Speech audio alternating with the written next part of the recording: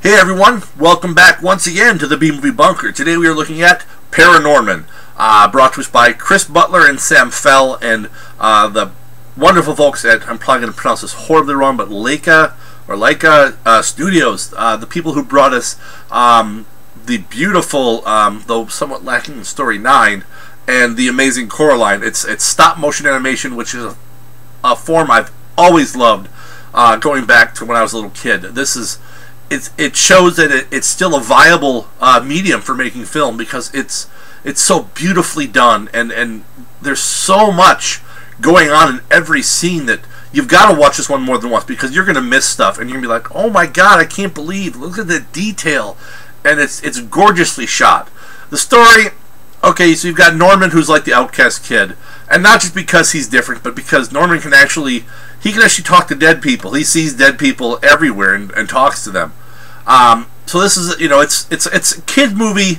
It's a little more adult than most of the type kid movies. This is, it's bordering on that PG-13 area, because it's a little more horror. There are some scenes that the really young kids, I think, might get scared by, but I think they do a really good job of blending that true horror with some comedy, and it works really well. Like all these types of movies, there is the message and the whole, it's okay to be different, and you should accept people who are different than you, and it's finding yourself and who you are and accepting who you are. All right, great. I expect movies to have a message, and it works fine. It's not overly preachy, and it actually plays well in with the story overall. I would say, oh gosh, if you like Corpse Bride or Coraline or any of those stop motion movies, you gotta check this one out, because it's so well done. It's a good story. It's funny. It's good horror, and it's a little different take on the typical zombie thing, and it plays on some of the cliches in zombie movies and just how people react, and it works so well.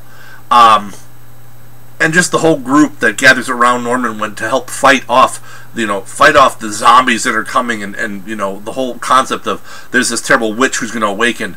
It works so well. Scale of 1 to 10. This is like, it's like, now obviously he's dead now, but if John Hughes could call up George Romero and be like, hey man, I like Night of the Living Dead a lot, and George Romero's like, really? Because I loved Breakfast Club. Hey, let's make a movie together, because it's kind of like that. It's like the Breakfast Club, where you got the whole group of misfits that none of them are really quite the same, blending together, and they're zombies. So it's this great kind of peanut butter cup of horror and teen movie that works so well together. So I would definitely say check this one out.